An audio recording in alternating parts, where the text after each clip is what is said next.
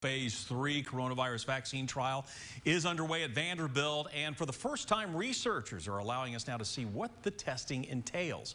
Reporter Alex Dennis from Nashville speaks to a participant who explains her experience.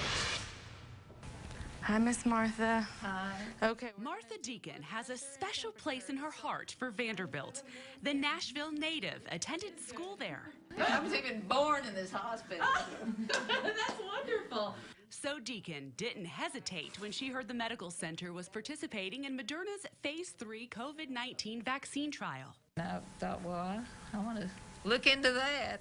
And so I signed up. And she's one of 1,000 people who will receive 2 shots of either the vaccine or an inactive placebo.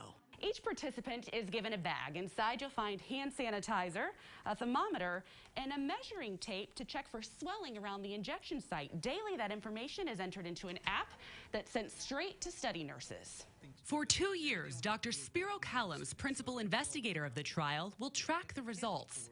There may be some side effects from the vaccine, but if somebody says, now I have a cold, okay, that person, I got to get you in. I'm going to test you.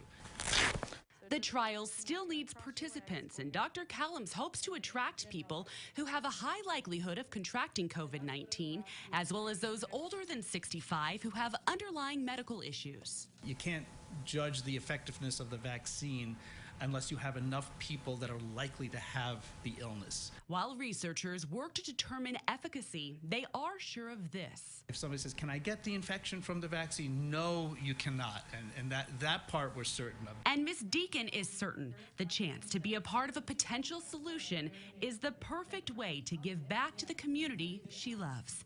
And to think that I had just a small part in it would really, well, of course, it's make me feel good, but it just would benefit so many people.